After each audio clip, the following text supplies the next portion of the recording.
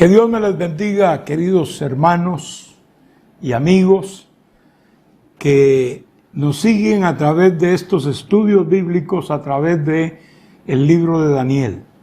A todos les deseo y oro para que tengan un año nuevo 2021 lleno de las bendiciones de Dios, que a cada uno de los que se encuentran en pruebas duras y difíciles, este año Dios les permita salir adelante en victoria y sobre todo para el movimiento este año, que sea un año de gran estabilidad. No es que vamos ahora a ser estables, ya lo somos, pero vamos a hacer énfasis durante todo este año de este aspecto, este valor tan importante como es la estabilidad. Por eso hemos titulado y hemos puesto el lema de este año, Estabilidad 2021. Estoy contento de poder una vez más compartir con ustedes la continuación del libro de Daniel, que es un libro tan interesante para nosotros y que hemos procurado traerlo en la forma sencilla en que se expone la palabra, para que todo el pueblo del Señor, que a veces entra a estos capítulos un poquito ajeno a la línea de interpretación y de pensamiento que el libro nos presenta, por la gran cantidad de ilustraciones y visiones y sueños de carácter apocalíptico, y que esto solo pues ya a muchos los pone como en guardia. Ese libro es difícil, no se puede entender muy bien, etc. Pues no, realmente es un libro como cualquiera de la Biblia. Lo único que hay que ver, ¿verdad?, dónde están los puntos de apoyo para interpretar correctamente el libro, teniendo en cuenta también la parte histórica. Es bueno también conocer algo de historia para ver cómo el libro realmente se cumple y se ha cumplido a través del tiempo. Vamos a reanudar hoy con el capítulo 8, pero antes de eso vamos a elevar una oración al Señor. Padre eterno que estás en el cielo, te damos gracias porque nos permites una vez más en esta hora compartir tu palabra con este pueblo que te ama y que te sigue. Te pido que bendigas a cada uno, Señor. Que sea un año de victoria para sus vidas, para su hogar, para su aspecto económico, familiar, físico, etc. Tú eres el que coronas el año con tus bienes y tus misericordias, Padre. Extiende tu cobija, tu cobertura a cada uno en medio de tu pueblo, Dios mío. Danos este año de estabilidad 2021, un año de gran victoria para toda la obra del movimiento misionero mundial y para toda la obra en el mundo que hoy enfrenta amenazas terribles del pecado y del desarrollo de la maldad humana que va poco a poco acrecentándose. Sin embargo, creemos tu palabra que dice que cuando el pecado abunda, sobreabunda la gracia tuya, Señor. Tus manos nos depositamos al entrar a tu palabra en el nombre de Cristo Jesús. Amén. Gloria al nombre del Señor. El capítulo 8 nos presenta la parte, digamos, tercera del libro de Daniel. Si la dividimos en que el capítulo 1 nos habla de las experiencias personales de Daniel y sus amigos, y luego del capítulo 2, especialmente el versículo 4 en adelante, pues nos presenta una separación, ya que desde ahí para adelante, hasta el capítulo 7 inclusive, se nos presenta el libro en idioma arameo. Algunos dicen, bueno, ¿y por qué el énfasis del arameo? Porque tiene un significado. Recordemos que el arameo era el idioma gentil, el que hablaba la gente. Cuando hablamos de gentil se relaciona a la gente que no es judía. El pueblo judío conservó, y llegó después, en tiempos del Señor, los judíos hablaban también el arameo. Ese es el idioma que habló el Señor. Entonces, el hebreo como idioma se había perdido, fue recuperado, y eso también es profético. Entonces, el idioma arameo era conocido en el mundo entero, y en el imperio especialmente era el idioma que más se hablaba y que se entendía en forma universal. Así que, como estos capítulos, desde el capítulo 2 hasta el capítulo 7 inclusive, nos presentan realmente el desarrollo de los reinos gentiles, nos presenta la historia del mundo gentil, pues está escrito especialmente para que lo entiendan los gentiles.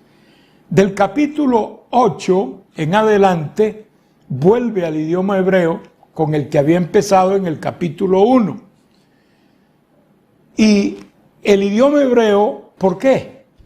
Porque era obviamente el idioma de los judíos.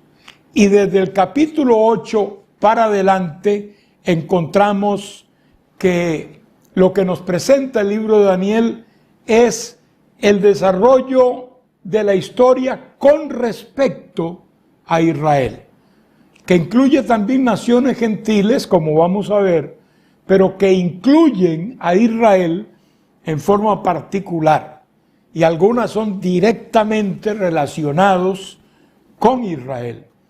Entonces, el hebreo sería el más indicado para este caso. Esa sería la razón, digamos, espiritual, religiosa y al mismo tiempo normal que pudiéramos nosotros presentar como una respuesta del por qué estos dos idiomas, que es un caso prácticamente único de la palabra en el libro de Daniel. Hoy, como dije, entramos al capítulo 8, ya empieza el hebreo, y dice: en el año tercero del reinado del rey Belsasar, me apareció una visión a mí, Daniel, después de aquella que me había aparecido antes. Recuerden que lo acontecido a Daniel en la anterior visión fue en el primer año de Belsasar. Acá nos lleva ya al tercer año del rey Belsasar, cuando Daniel tiene esta visión. Resalto esto porque algunos piensan que aquellos reinos antiguos pues no llevaban muchos registros. No, no es así. Ya en estos reinos del babilónico para acá, y aún antes de ellos, pero en especial de estos reinos para acá, se llevaba un registro pormenorizado de los acontecimientos de ese reino, incluyendo a Israel. Tenemos el libro de los reyes de Israel, donde se nos presenta la sucesión de los reyes de Israel, tanto en la parte norte como en la parte sur del reino de Israel. Más de 20 reyes en cada uno de estos lados, y se nos presenta lo más relevante de su gobierno. O sea, era una costumbre que se usaba en estos reinos y registraban así en sus crónicas. Libro de Crónicas también es un ejemplo. Todo el acontecimiento diario y más importante de los reinos, los reyes y los pueblos de aquella época. De manera que no nos perdemos en cuanto a las fechas de estos acontecimientos. Y dice que él tiene esta visión, así lo llama una visión, lo separa de la idea de un sueño, ¿verdad? también es importante porque en este caso Daniel está despierto. No es que está dormido y tuvo un sueño, sino que es una experiencia de una visión estando él despierto. ¿Qué vio Daniel? Nos dice: y vi en visión, y cuando la vi, yo estaba en Susa, es parte de la visión también, que es la capital del reino de la provincia de Elam. Vi pues en visión estando junto al río Ulai. Esto viene a ser parte. No necesariamente Daniel estaba ahí en forma física. Parte de la visión y de aquella experiencia espiritual es este marco que él nos da en Susa, que era la capital del reino de Elam, y que en Elam, por cierto, esta era una nación muy importante que fue conquistada por los babilonios, pero muchos años antes, desde la primera Babilonia, conquistado este reino y fue adherido, después se independiza 2 o 3 veces, pero en este tiempo Elam pertenecía como una provincia al reino de Babilonia. Y allí es donde Daniel, junto a un río llamado Ulai, desarrolla esta visión. Dice: alcé los ojos y miré, y aquí un carnero. ¿Qué es un carnero? Es el macho de la oveja. Ese es un carnero, dicho en forma directa, exclusiva. El carnero es el macho de la oveja. Y dice que él vio el carnero que estaba delante del río y tenía 2 cuernos. Bueno, es lógico, los 2 cuernos en un carnero, eso es lo que tiene. Y aunque los cuernos eran altos, uno era más alto que el otro, y el más alto creció después. Interesante. Ustedes recordarán cuando analizamos las 4 bestias del capítulo 7 de Daniel, anterior a este, que el reino medo-persa es presentado como una bestia en forma de oso, y que dice una particularidad que no es normal ni común y corriente en un oso, pero dice que el oso se alzaba de un lado más que del otro. O sea, era más alto de un lado que de otro. Explicamos en esa ocasión lo que eso quiere decir. Es lo mismo que acá. Acá, en esta bestia que está viendo, que no es bestia, pues es un carnero que está viendo Daniel, observa que uno de los cuernos es más alto, y todavía dice que ese cuerno aún creció más después. Interesante, porque es el mismo concepto. El mismo concepto es que aunque era un imperio compuesto por 2 fuerzas, los medos y los persas, indica que uno fue más alto, más fuerte, más importante, más relevante que el otro. Aunque no siempre lo fue Persia, porque al principio los medos tenían más arrastre, pero poco tiempo después los persas, especialmente con el ascenso de Ciro el Grande, se levantó por encima y de ahí para adelante dominó y controló la parte del imperio que perteneció a los medos, ¿verdad? De manera que los medos llegaron a estar supeditados a los persas. Quiere decir que aunque era un solo imperio, una de las fuerzas de ese imperio, que era la otra mitad, era más fuerte y llegó a ser más abarcadora e importante que la otra parte. Esto se cumplió al pie de la letra. Todo el mundo conoce esto en historia, que los persas fueron mayores en el imperio medo-persa que los medos. Ahí estamos ya explicando algo de la visión. Y dice: vi que el carnero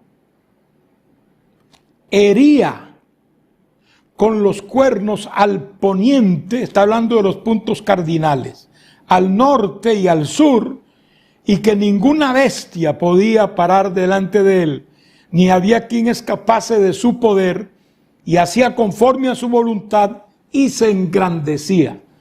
Una buena descripción de lo que fue el imperio medo-persa.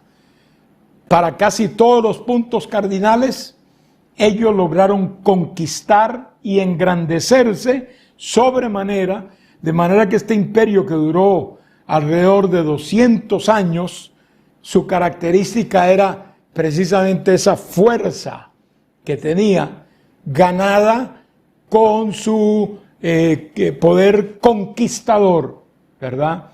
El cual los lleva a apoderarse de los otros reinos del mundo, incluyendo Babilonia, incluyendo Siria, incluyendo Egipto, etcétera. Toda esa parte de Asia Menor y de Medio Oriente, en esta parte que da hacia el mar Mediterráneo, todo eso lo llegó a controlar desde aquellos rincones del mundo, porque Persia es Irán, ¿verdad? Pues llegaron a controlar toda esa parte del mundo que era el mundo adelantado en ese tiempo. Era la principal parte del mundo en ese tiempo. Entonces, dice Daniel, mientras yo consideraba esto, he aquí un macho cabrío, ya aquí cambia de animal, de un carnero, que es el macho de la oveja, pasa al macho cabrío, que es el macho de las cabras. Y dice que él lo ve, que venía del lado del poniente, sobre la faz de toda la tierra, sin tocar tierra, o sea, venía en el aire, lo que nos habla de velocidad, nos habla de un movimiento aéreo, no tenía obstáculos en ese movimiento, puesto que venía por encima de ellos en una forma veloz y también violenta. Esto nos habla de rapidez. Recuerden que este mismo imperio es mencionado en el capítulo 7 como una bestia semejante a un leopardo. Ese leopardo tenía 4 cabezas y tenía alas. En otras palabras, hermanos, la velocidad y la agilidad resaltan a través de estas figuras, igual que la de esta, que venía por el aire con gran velocidad y sin obstáculo. Y dice que venía sin tocar tierra, y aquel macho cabrío tenía un cuerno notable entre sus ojos, un cuerno notable, uno solo entre sus ojos, un unicornio, ¿verdad? Y vino hasta el carnero de los 2 cuernos que yo había visto en la ribera del río, y corrió contra él con la furia de su fuerza. Y lo vi que llegó junto al carnero y se levantó contra él y lo hirió y le quebró sus 2 cuernos.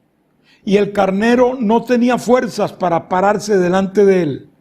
Lo derribó por tanto en tierra y lo pisoteó, y no hubo quien librase al carnero de su poder. O sea, el macho cabrío, que venía por el aire, sobre la tierra, que tenía un cuerno, hirió con enorme fuerza al carnero, que al principio describimos, que representa al imperio medo-persa.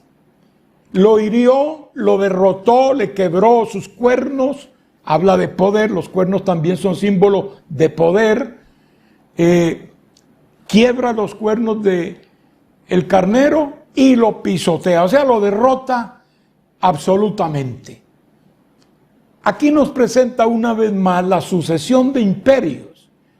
Después del imperio babilónico vino el imperio medo-persa, y después del medo-persa vino el imperio griego. Es una descripción exacta de cómo el imperio griego, y ya lo he dicho, pero lo vuelvo a decir ahora, en 10 años se apoderó del mundo.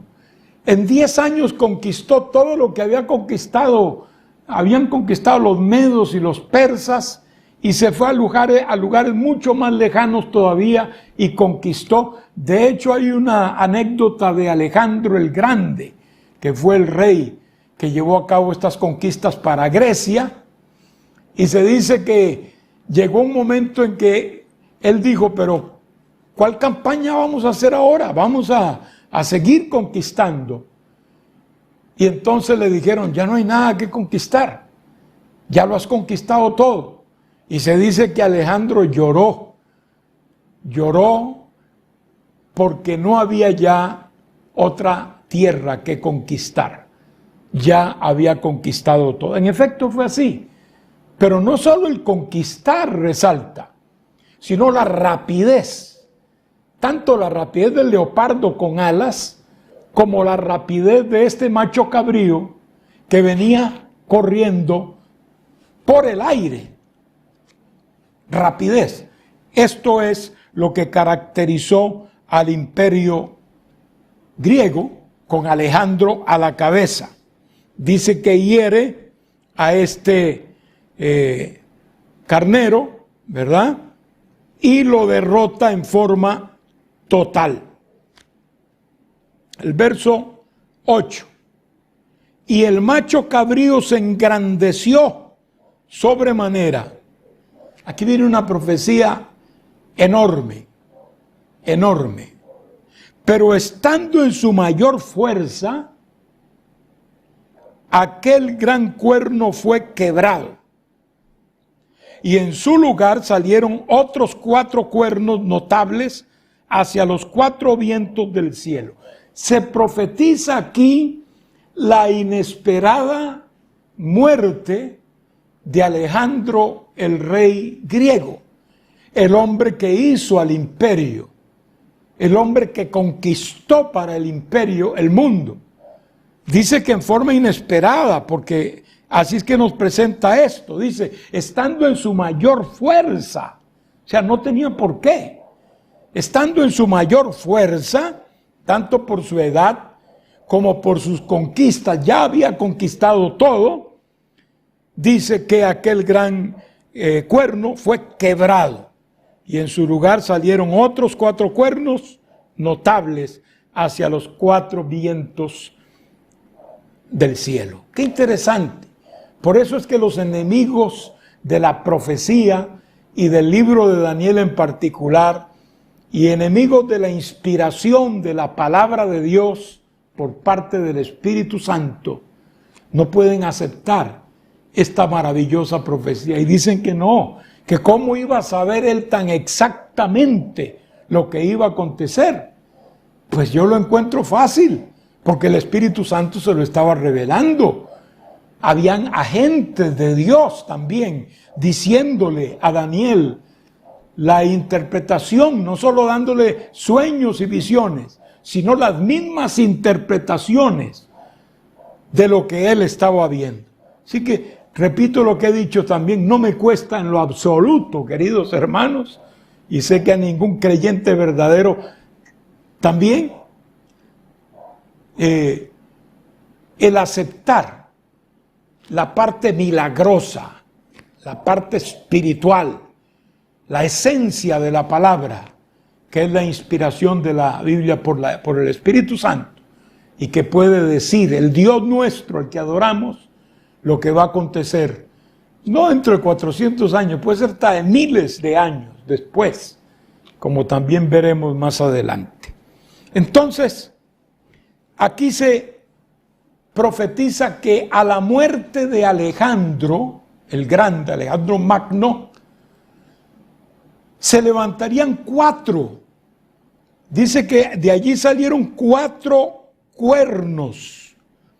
En su lugar salieron otros 4 cuernos notables. Es importante porque eso es la otra mitad de la profecía. Eso es historia. Todo el mundo que conoce de historia debe darme la razón. que a la muerte de Alejandro el Grande, en el año 333, el reino griego, el imperio, se dividió en cuatro grandes secciones del imperio, las cuales quedaron a cargo de cada uno de los cuatro generales de Alejandro el Grande, que le ayudaron en toda su empresa. No es que tampoco estos fueran generales de espada virgen, no, eran hombres guerreros también, y por eso no hubo ningún problema de que a cada uno de ellos le tocara una parte. Ninguno se sintió capaz, obviamente, de hacer lo que hizo Alejandro, ni de tener la aceptación general y universal que sí tuvo Alejandro. Pero por lo menos una parte, como ya lo he mencionado, estos generales de Alejandro se quedaron con el imperio un tiempo más. El imperio no es que quedó unido, pero ya por lo menos había un vínculo en todas las partes de ese imperio, de manera que se puede decir que el imperio griego todavía continuó funcionando después de la muerte de Alejandro. Y de uno de ellos, continúa la profecía, uno de esos cuernos, salió un cuerno pequeño que creció mucho al sur y al oriente y hacia la tierra gloriosa. Ahí está. Al sur, eso lleva, estamos hablando en los puntos cardinales de acuerdo a la tierra de Israel, hacia Egipto, y luego también hacia el oriente, que es la parte que incluye también Palestina y Siria, ¿verdad? Y particularmente aquí donde toca la tierra de Israel, la cual llama la tierra gloriosa. Uno de esos cuernos que salió de uno de los cuatro cuernos, ese cuerno que sale de los cuatro que ya expliqué que quedaron a cargo del imperio, es el que crece mucho al sur, al oriente y hacia la tierra gloriosa, y se habla de él, y se engrandeció hasta el ejército del cielo, y parte del ejército de las estrellas echó por tierra y las pisoteó. Aquí es donde entra, hermanos, esa sombra y luz en la profecía, que no solo Daniel la usa así, la vemos también en Ezequiel, la vemos en Isaías cuando describe, por ejemplo, la caída de Luzbel, ¿verdad? Que empieza hablando de un rey y después empieza a aplicar características y obras que un rey humano no hubiera podido hacer, y nos traslada entonces a la rebelión de Luzbel en el cielo. Asimismo empieza aquí, empieza a hablar de este cuerno que sale de uno de los cuatro, y de hecho salió de Seleuco, que era este hombre era otro rey que se levanta después de Seleuco, pero es de él, de la misma línea de él, es Seleucida, como se llaman, y entonces llega a convertirse en lo que dice aquí, importante, llega a engrandecerse, y de verdad ese rey se engrandeció. De hecho era el que gobernaba en Siria, se engrandeció, y luego habla de las estrellas, las cuales echó por tierra y las pisoteó. Puede referirse a reyes, pero también ya aquí nos lleva a un ser distinto, nos lleva a conceptuar que este no es un rey que simplemente peleó en un radio humano de acción, sino un rey que por sus características mencionadas aquí, unidas con otras que tenemos en Apocalipsis y otros libros de la palabra, no puede caber duda de que se trata del anticristo. Pero perdónenme, déjenme aclararles, este rey como los 4 reyes de los 4 cuernos, como el cuerno que era al principio en este macho cabrío, que era unicornio. Son reyes, fueron reyes, históricamente existieron. Y ustedes preguntarán, hermano, ¿y quién es este rey? Este que menciona aquí, que se engrandece, que llega hasta el ejército del cielo, que parte del ejército de las estrellas los tumbó y los pisoteó. Este rey en la historia se llamó Antíoco Epifanes. Este Antíoco Epifanes, que venía de Seleuco, el general que inicialmente gobernó esa parte del imperio griego, la parte de Siria, la parte de Asia Menor y obviamente la tierra de Israel, ¿verdad? De ahí proviene este rey llamado en la historia Antíoco Epifanes y está muy, pero muy relacionado con la historia de Israel, porque hizo cosas que nadie más había hecho. Se ensañó tanto contra Israel que lo llevó a hacer cosas, como quien dice, para sentirse superior, para sentirse que el Dios de Israel no le importaba a él en lo absoluto, para sentirse que no creía en el culto de Israel, ni tampoco en el Dios de Israel. Él se sentía superior, se sentía mayor que los mismos dioses de esos pueblos, incluyendo a Israel. Por eso dice el verso 11, aún, este aún nos indica que llegó al máximo, ¿no? Aún se engrandeció contra el príncipe de los ejércitos. Este es el Señor Jesucristo. Se engrandeció contra el príncipe de los ejércitos. El príncipe de los ejércitos es el Señor. Y por él fue quitado el continuo sacrificio y el lugar de su santuario fue echado por tierra. Mire estas dos cosas. Número uno, quita el sacrificio en el culto israelita. Lo suspende, lo quita, lo anula. Y además de eso, dice, y el lugar de su santuario fue echado por tierra. O sea, el santuario de Israel, este hombre, este rey llamado Antíoco Epifanes, descendiente de Seleuco, el general griego, se ensaña contra el mismo Dios de Israel.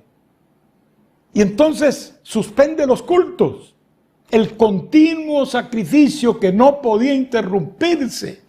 Siempre tenía que haber un sacrificio en el altar de bronce, no podía faltar. Allí tenía que levantarse continuamente el holocausto. Y el sistema de los sacrificios y ofrendas de los israelitas tenían que darse en ese altar. Eso era continuo, nunca se interrumpía. Él lo interrumpió, lo eliminó, y encima de eso, en el santuario dice que ahí el santuario por él fue echado por tierra. ¿Por qué? Porque él no se contentó con impedir que siguieran en los cultos, sino que también, número uno, puso una imagen de él en el templo, en el lugar santísimo. Número dos, agarró un cerdo, era una cerda, agarró, digamos, un cerdo, para generalizar, y lo sacrificó en el altar de bronce, un lugar donde se hacían los sacrificios para Jehová, el Dios de Israel. Él agarró esa cerda y la sacrificó con el propósito de manchar el culto judío.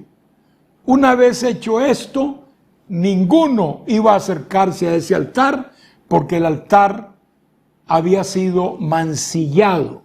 Esto es lo que se llama la abominación desoladora, pero como tipo de la abominación desoladora que hará el anticristo en el tiempo final, cuando el anticristo esté gobernando el mundo, gracias a Dios, solo por unos añitos. Entonces notemos aquí que Antíoco Epifanes, que es este hombre, este rey, que surge dentro de aquellos generales, en el caso de Antíoco, de Seleuco, uno de esos generales que gobernó esa parte del imperio griego, es el que se levanta contra Dios de esta manera. Ese rey, ese príncipe llamado Antíoco Epifanes, no olviden ese nombre. Recuerden que el capítulo 8 está hablando de un dato histórico que sucedería en la historia de Israel, particularmente en el tiempo del imperio griego, después de la muerte de Alejandro, pero que al mismo tiempo nos lleva a las épocas proféticas del fin, como vamos a ver aquí que le dijo el ángel a Daniel, que no entendía lo que estaba viendo, pero él le explica y lo entiende, por lo menos en parte. Yo creo que lo entendemos nosotros mejor hoy que nuestro querido hermano Daniel, porque nos ha tocado vivir en tiempos de mayor revelación. Y dice la Biblia, y a causa de la prevaricación le fue entregado el ejército junto con el continuo sacrificio y echó por tierra la verdad. ¿Qué cosa? Es lo que estamos viendo en nuestros días también. Hay muchísimos que están queriendo echar por tierra la verdad, pero eso es hasta que Dios se lo permita, porque Dios no lo va a permitir sin límites. Acá se lo permitió, dice que, aquí lo dice claro, que a causa de la prevaricación le fue entregado. No es que él era muy grande y muy buen guerrero, no, le fue entregado. Es como dice del anticristo también. Muchas veces en Apocalipsis le fue dado, se le permitió hacer guerra contra los santos y vencerlos. O sea que hay alguien que está diciendo, bueno, haz esto, puedes hacer esto otro. Hay alguien que lleva el mando, y ese que lleva el mando es el Rey de Reyes y Señor de Señores, y se llama Jesucristo nuestro Salvador. Seguimos leyendo la palabra. Entonces, bueno, termino el texto. Y echó por tierra la verdad e hizo cuanto quiso y prosperó. Miren ustedes, hermanos, realmente esto es, no sé, da como risa, ¿no? Porque uno dice, hombre, pero ¿cómo la maldad puede hacer lo que quiere y prosperar? Dios permite algunas cosas y también le da cuerda al malo, pero tarde o temprano cuando Dios jale la cuerda, la va a jalar en forma definitiva. Gloria al nombre del Señor. Entonces oí a un santo que hablaba, y otro de los santos preguntó a aquel que hablaba, ¿hasta cuándo durará la visión del continuo sacrificio y la prevaricación asoladora, entregando el santuario y el ejército para ser pisoteados? Y él dijo, hasta 2300 tardes y mañanas. Luego el santuario será purificado. Y aconteció que mientras yo, Daniel, consideraba la visión y procuraba comprenderla, he aquí, se puso delante de mí uno con apariencia de hombre. Maravilloso. Aquí está la pregunta que se hace a nivel celestial, a nivel de gente celestial. ¿Cuánto durará esta prevaricación? O sea, ¿hasta cuándo le han dado permiso a este prevaricador para que haga lo que ha hecho? Sí, tiene un límite. Ahí es que está el punto. Tiene un límite. Aunque dice, él hacía lo que él quiso. Eso es acá, a nivel humano, viéndolo humanamente. Pero no, Dios le tiene un límite. Es como el diablo. El diablo puede parecer que hace lo que él quiera, pero no, también tiene sus límites. Y acá habla de un límite de tiempo en el cual el santuario sería nuevamente purificado, y esto ocurrió históricamente en forma exacta cuando los macabeos, que era una familia de sacerdotes judíos, pues se dedicaron y se decidieron a hacer guerra contra Antíoco Epifanes y su ejército.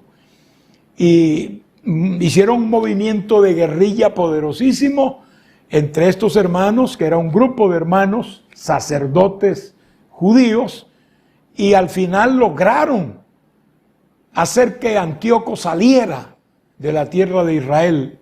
Lo vencieron, lo derrotaron y lo hicieron replegarse, y entonces, por eso se llama la guerra de los macabeos, muy conocida. Esta guerra dio por resultado la recuperación de Jerusalén y por lo tanto del templo, y claro, había que purificarlo. El templo lo purificaron durante muchos días, y un 25 de diciembre del año 168, si no me equivoco, me perdonan si me equivoco en esa fecha, pero creo que estoy ahí o muy cerca, los macabeos lograron purificar el templo y abrir de nuevo los sacrificios y el culto judío en el templo del Señor. Esto ocurrió precisamente un 25 de diciembre, es interesante. Esos son registros claros, hermano. Y ese día lo celebran todavía hoy los judíos en una fiesta que le llaman la fiesta de las luces. Estas fiestas de las luces, ellos la utilizan como que volvió la luz a Israel, como que hubo el brillo de la presencia de Dios nuevamente en el templo, y por eso la forma en que se celebra es con mucha luz, muchas luces. Ellos celebran ese día porque ese día fue que se inauguró de nuevo el templo, pues había sido purificado. Se llama la fiesta de la purificación. Esta no era una fiesta levítica, sin embargo el Señor la reconoció porque el Señor asistió también a esa fiesta llamada la de la purificación. Y hasta hoy, estoy hablándole hasta hoy, Israel la celebra como una fiesta solemne y de gran importancia para ellos por su historia. Para continuar, dice la palabra aquí que entonces consideraba Daniel la visión y se puso delante de mí, dice él, uno con apariencia de hombre, y oí una voz de hombre entre las riberas del Ulai que gritó y dijo: Gabriel, enseña a este la visión. Aquí entra Gabriel, probablemente un arcángel de Dios, un ángel de gran importancia, especialmente en los planes redentivos. Muchos años después sería enviado a Belén no a Belén, a Nazaret, para decirle a María sobre el nacimiento futuro del Señor Jesucristo, y que ella había sido escogida por Dios para ser la madre del Mesías, el Hijo de Dios. Así que este es un mensajero. No es la primera vez ni sería la última que él tiene una participación en los planes redentivos de Dios, porque es ahí que lo vemos siempre ubicado. Y aquí es enviado nada menos que para que le diga a Daniel cuál es la interpretación. Vino luego cerca de donde yo estaba, y con su venida me asombré y me postré sobre mi rostro, pero él me dijo: entiende, hijo de hombre, porque la visión es para el tiempo del fin. O sea, no creas que es solo para este tiempo. Ahí es donde Daniel se perdió y no entendía. Hoy podemos entenderlo, como ya dije. Daniel no lo entendía. es para el tiempo del fin. Mientras él hablaba conmigo, caí dormido en tierra sobre mi rostro. Y él me tocó y me hizo estar en pie. Y dijo, he aquí yo te enseñaré lo que ha de venir al fin de la ira, porque esto es para tiempo del fin. Se lo enfatiza otra vez. En cuanto al carnero, por eso digo, porque ustedes me estarán pensando ahora, bueno, pero hermano Soto acaba de hablar de historia. Así que aquí hay historia y hay profecía. Historia es todo lo del carnero y del macho cabrío, etcétera, y profecía es esto que está viendo Daniel entre cortinas, que es la manifestación del anticristo al tiempo del final. Y entonces dice, y dijo, he aquí yo te enseñaré lo que ha de venir al fin de la ira, porque esto es para el tiempo del fin. En cuanto al carnero que viste, que tenía 2 cuernos, estos son los reyes de Media y de Persia. Estamos claros, hermanos, que estamos en esa línea, ¿no? Yo les interpreté antes esto, pero no porque sea una interpretación mía, es porque yo me adelanté a la interpretación del ángel que le está dando a Daniel. En cuanto al carnero, o sea, el macho de oveja, que viste, que tenía 2 cuernos, estos son los reyes de Media y de Persia, el imperio medo-persa. El macho cabrío es el rey de Grecia. Ahí estamos, ¿no? Y el cuerno grande que tenía entre sus ojos es el rey primero. Ahí solo falta que nos diga Alejandro, que todo el mundo debe saber que el primer rey del imperio griego fue Alejandro. De hecho, él fue el que lo levantó. Y en cuanto al cuerno que fue quebrado y sucedieron 4 en su lugar, significa que 4 reinos se levantarán de esa nación, aunque no con fuerza de él. Y al fin del reinado de estos, cuando los transgresores lleguen al colmo, se levantará un rey altivo de rostro y entendido en enigmas, y su poder se fortalecerá, mas no con fuerza propia. Aquí nos está llevando al tiempo del fin. Ya no ni siquiera a Antíoco, aunque podemos verlo aquí también entre la penumbra, pero realmente nos está llevando al tiempo del fin.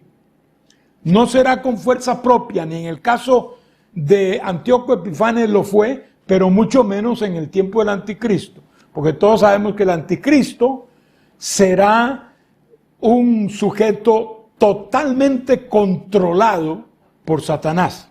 Señor lo reprenda. Y causará grandes ruinas y prosperará y hará arbitrariamente y destruirá a los fuertes y al pueblo de los santos. Estos son los israelíes. Antíoco lo hizo y lo hará el anticristo. Con su sagacidad hará prosperar el engaño en su mano y en su corazón se engrandecerá y sin aviso destruirá a muchos y se levantará contra el príncipe de los príncipes. Aquí nos lleva al tiempo del fin, pero será quebrantado, aunque no por mano humana. Es obvio. La Biblia dice que el anticristo será destruido por el mismo resplandor del Señor, que lo tomarán preso y lo mandarán al lago de fuego y azufre, junto con el falso profeta que será el dirigente mundial de la religión general y universal que habrá en el tiempo del anticristo. Así que entonces, hermanos, ahí tenemos una descripción clara, por eso está, si bien es cierto, el tiempo histórico, también el tiempo del fin, que nos lleva a ver ya no a Antíoco Epifanes. Por eso es que el Señor dijo en Mateo 24, cuando veáis en el lugar santo la abominación desoladora, así se le llamó a lo que hizo Antíoco en el templo judío, abominación desoladora. El Señor dice, cuando veáis en el lugar santo la abominación desoladora de que habló el profeta Daniel, y luego añade, el que lee, entienda. Está hablando de Daniel y lo que él dice aquí, pero también está llamando a que entienda. Quiere decir que no es simplemente lo que se lee, sino lo que el ángel le está interpretando a Daniel. La visión de las tardes y mañanas que se ha referido es verdadera, y tú guarda la visión, porque es para muchos días. Y yo, Daniel, quedé quebrantado y estuve enfermo algunos días, y cuando convalecí, atendí los negocios del rey, pero estaba espantado con la visión y no la entendía. Qué interesante.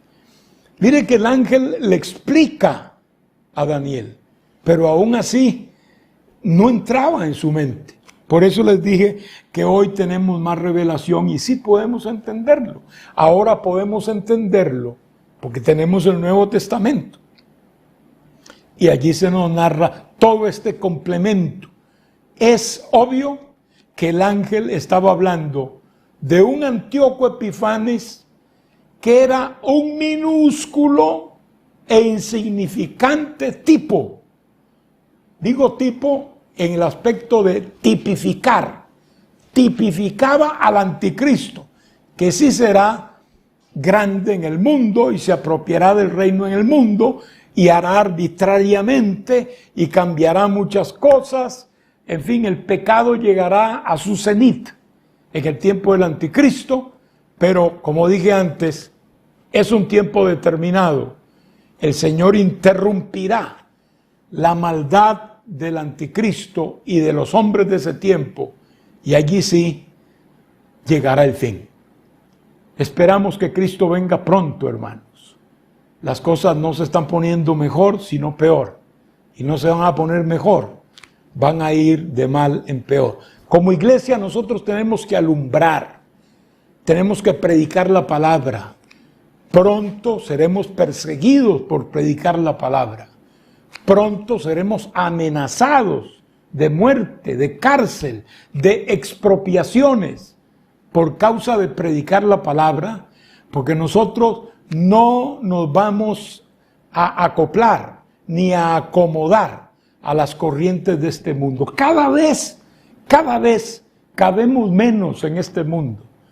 Cada vez nuestra forma de pensar y de actuar se pone en contra de la corriente normal de este mundo. Ahora los necios, ahora los que están fuera de órbita, los que están contra la ley, somos nosotros según el mundo, que ha hecho del pecado humano leyes que lo acuerpen y que lo apoyen.